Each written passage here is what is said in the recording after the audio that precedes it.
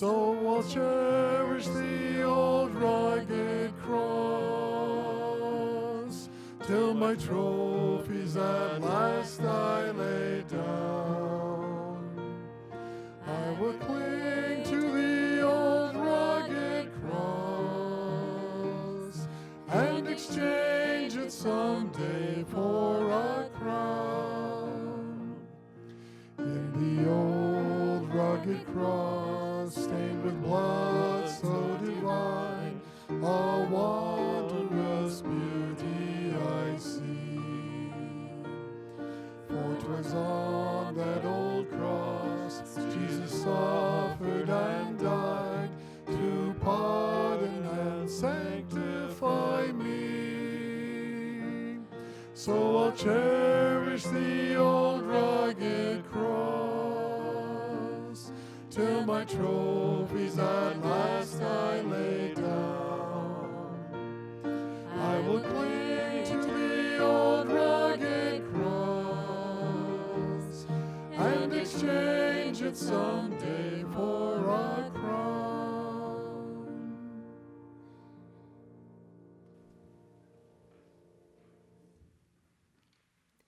Good evening.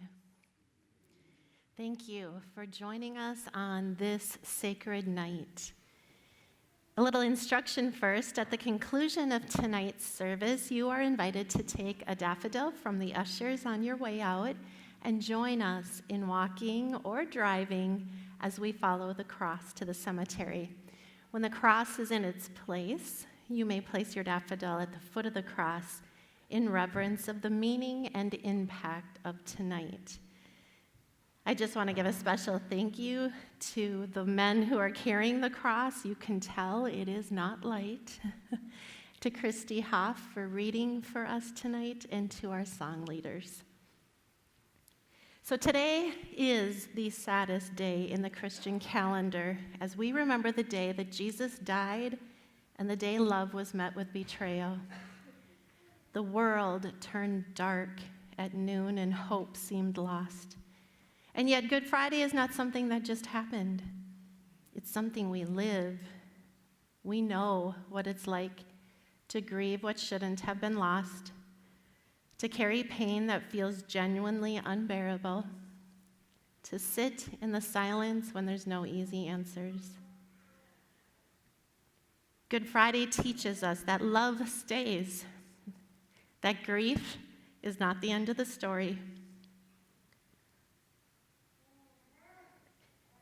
It reminds us when the worst happens, we don't turn away.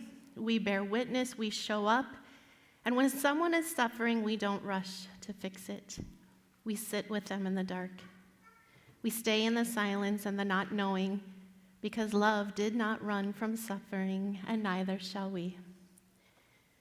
Tonight's Tenebrae service means darkness or shadows, and it leads us through the final hours of Jesus' life as told through Scripture, silence, sounds, a thought of something good in the midst of the pain, and the gradual extinguishing of light. As the candles fade and the darkness deepens, we are invited to remember the cost of love, the weight of sin, the silence of sacrifice, and the mystery of God. Let us sit in this space with reverence and open hearts as we listen to and experience this difficult, painful, sacred story. We are with Christ, and we are walking through the shadows of the valley of death as we await the resurrection of the light.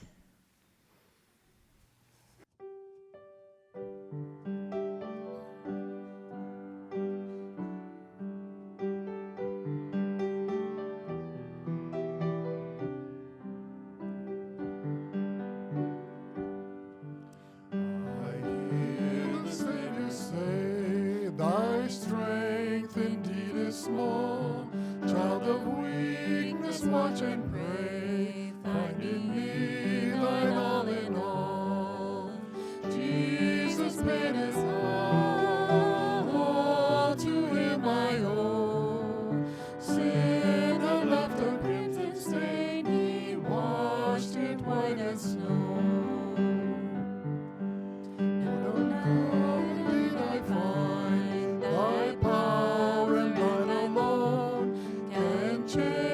the leper's spots and melt the heart of stone. Jesus made us all to him I owe.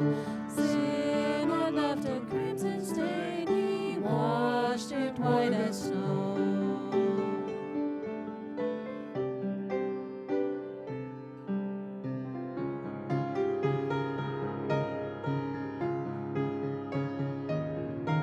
And when before the throne I stand in him complete, Jesus died, my sin was saved, my lips shall still repeat.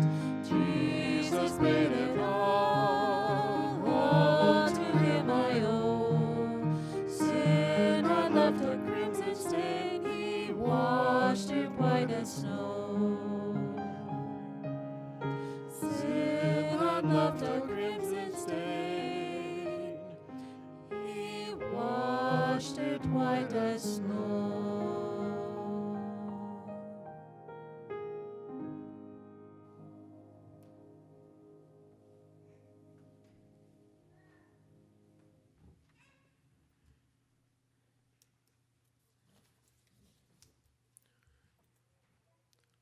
Leaving there, he went, as he so often did, to Mount Olives.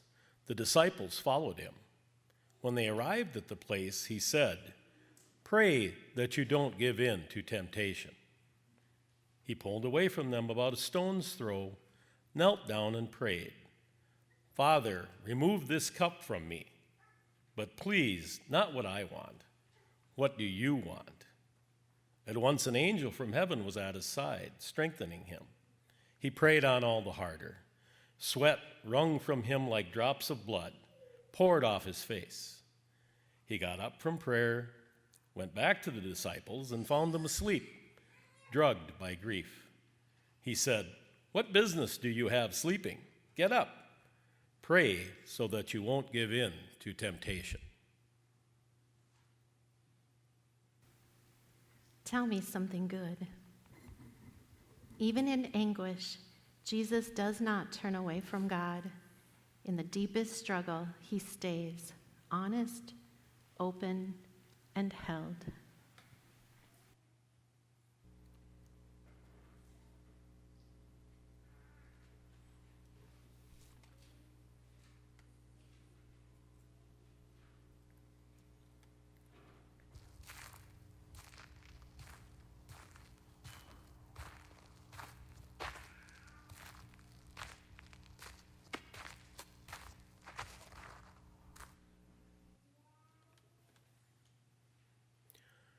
No sooner were the words out of his mouth than a crowd showed up. Judas, the one from the 12, in the lead. He came right up to Jesus to kiss him. Jesus said, "Judas, you would betray the Son of Man with a kiss?" When those with him saw what was happening, they said, "Master, shall we fight?" One of them took a swing at the chief priest's servant and cut off his right ear. Jesus said, "Let them be, even in this." Then, touching the servant's ear, he healed him. Jesus spoke to those who had come. "High priests, temple police, religion leaders, what is this jumping me with swords and clubs as if I were a dangerous criminal? Day after day I've been with you in the temple, and you've not so much as lifted a hand against me. But do it in your way. It's a dark night, a dark hour." Arresting Jesus, they marched him off and took him into the house of the chief priest. Peter followed, but at a safe distance. Tell me something good. Even as betrayal arrives, love does not lash out. Jesus meets violence with healing and does not let hatred ever have the final word.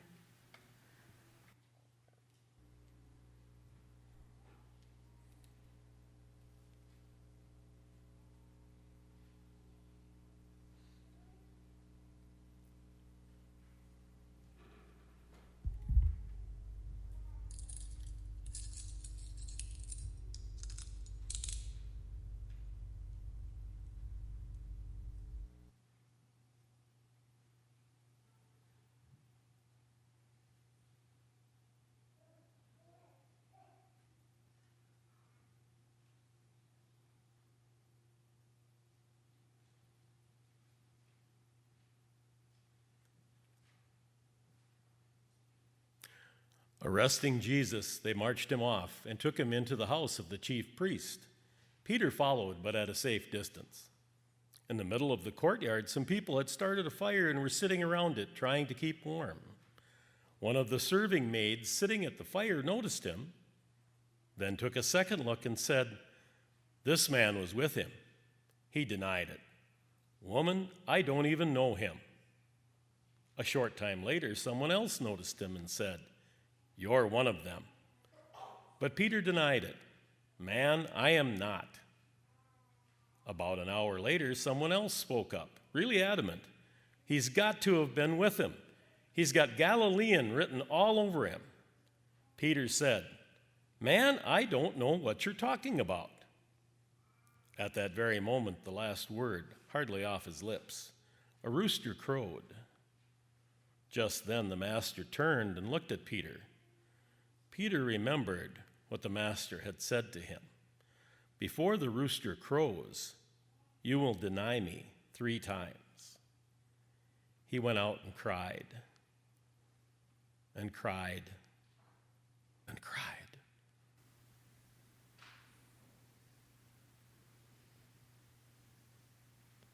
Tell me something good. Even when we fail, Jesus does not turn his face away. In the moment of denial, there is still a look of love that calls us back to him.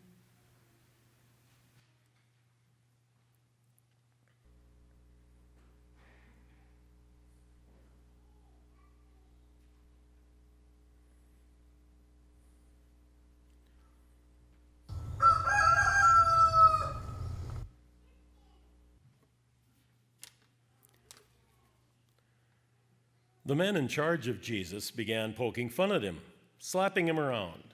They put a blindfold on him and taunted, "Who hit you that time?" They were having a grand time with him. When it was morning, the religious leaders of the people and the high priests and scholars all got together and brought him before their high council. They said, "Are you the Messiah?" He answered, "If I said yes, you wouldn't believe me. If I asked what you meant by your question, you wouldn't answer me. So here is what I have to say. From here on, the Son of Man takes his place at God's right hand, the place of power." They all said, "So you admit your claim to be the Son of God?" "You're the ones who keep saying it," he said. But they had made up their minds. "Why do we need any more evidence? We've all heard him as good as say it himself." Tell me something good. Even in silence, truth stands. It does not need to shout to remain steady, present, and unshaken.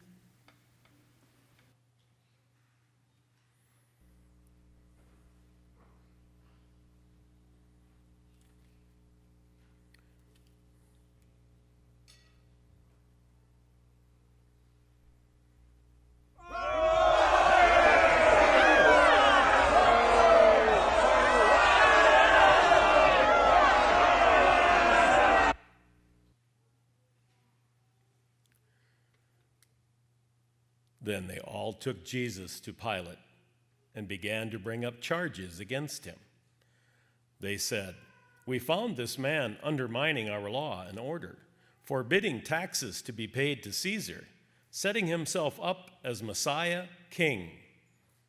Pilate asked him, "Is this true that you're king of the Jews?" "Those are your words, not mine," Jesus replied. Pilate told the high priests and the accompanying crowd, "I find nothing wrong here. He seems harmless enough to me." But they were vehement. "He's stirring up unrest among the people with his teaching, disturbing the peace everywhere, starting in Galilee and now all through Judea. He's a dangerous man, endangering the peace." When Pilate heard that, he asked, "So he's a Galilean?"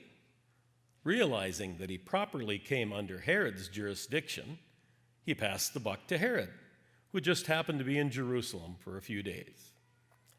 Herod was delighted when Jesus showed up. He had wanted for a long time to see him. He'd heard so much about him. He hoped to see him do something spectacular. He peppered him with questions. Jesus didn't answer. Not one word. But the high priest and religion scholars were right there, saying their piece, strident and shrill in their accusations. Mightily offended, Herod turned on Jesus, his soldiers joining in, taunting and jeering. Then they dressed him up in an elaborate king costume and sent him back to Pilate. That day, Herod and Pilate became thick as thieves. Always before they had kept their distance. Then Pilate called in the high priests, rulers, and others and said, "You have brought me this man to be as a disturber of the peace. I examined him in front of all of you and found there was nothing to your charge. And neither did Herod, for he sent him back here with a clean bill of health. It's clear he's done nothing wrong, let alone anything deserving death. I'm going to warn him to watch his step and let him go."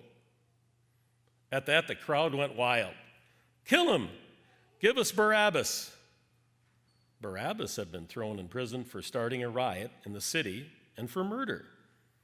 Pilate still wanted to let Jesus go, so he spoke out again. But they kept shouting back, "Crucify! Crucify him!" He tried a third time. "But for what crime? I found nothing in him deserving death. I'm going to warn him to watch his step and let him go."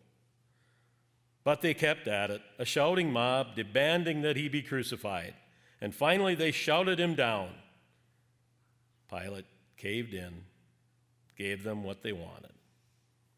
He released the man thrown in prison for rioting and murder and gave them Jesus to do whatever they wanted.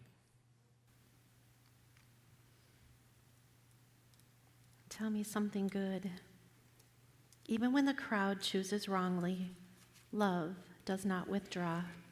Jesus remains misunderstood, rejected, and still giving himself.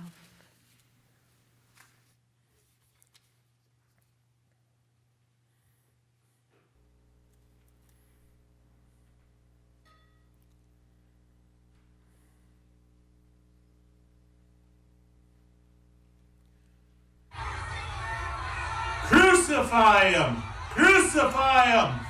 Crucify him! Crucify him!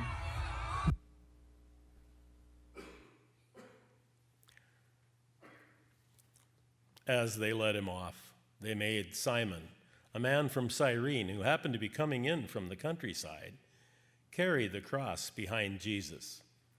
A huge crowd of people followed, along with women weeping and carrying on. At one point, Jesus turned to the women and said, "Daughters of Jerusalem, don't cry for me. Cry for yourselves and for your children. The time is coming when they'll say, 'Lucky the women who never conceived. Lucky the wombs that never gave birth. Lucky the breasts that never gave milk.' Then they'll start calling to the mountains, 'Fall down on us,' calling to the hills, 'Cover us up.' If people do these things to a live green tree, can you imagine what they'll do with dead wood?" 2 others, both criminals, were taken with him for execution. When they got to the place called Skull Hill, they crucified him, along with the criminals, one on his right and the other on his left. Jesus prayed, "Father, forgive them. They don't know what they're doing." Dividing up his clothes, they threw dice for them. The people stood there staring at Jesus, and the ringleaders made faces, taunting, "He saved others, let him save himself. The Messiah of God, ha! The chosen, ha!" The soldiers also came up and poked fun at him, and making a game of it, they toasted him with sour wine. "So you're the king of the Jews. Save yourself." Printed over him was a sign, "This is the King of the Jews." Tell me something good. Even on the cross, love speaks forgiveness. In the face of cruelty, mercy is still offered freely and without condition.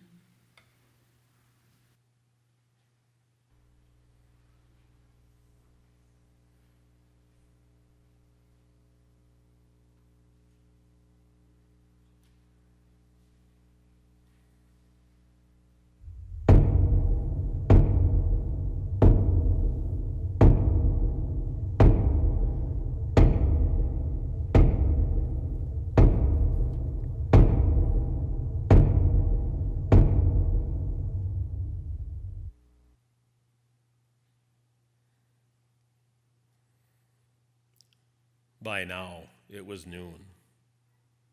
The whole earth became dark, the darkness lasting 3 hours, a total blackout. The temple curtain split right down the middle. Jesus called out loudly, "Father, I place my life in your hands." Then he breathed his last. When the captain there saw what had happened, he honored God. This man was innocent, a good man, and innocent. All who had come around as spectators to watch the show, and when they saw what actually happened, were overcome with grief and headed home.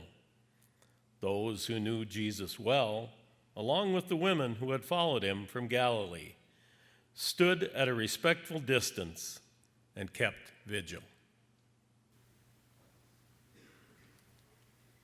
Tell me something good. Even in death, love is not undone.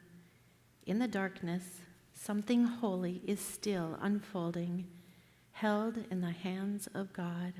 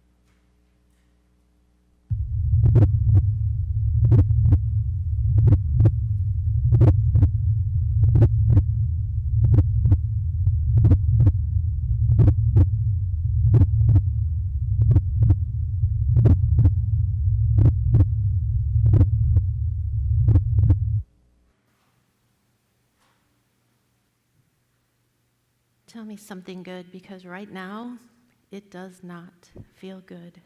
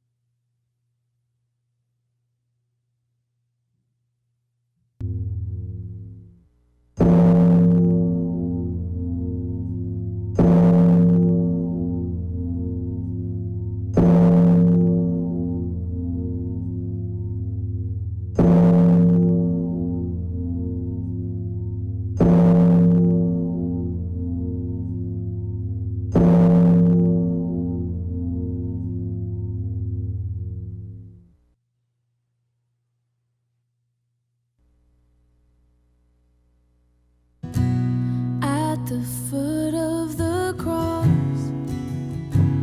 where grace and suffering meet,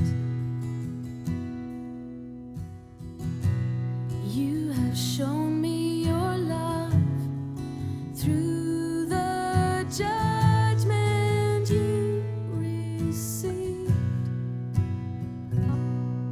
and you've won my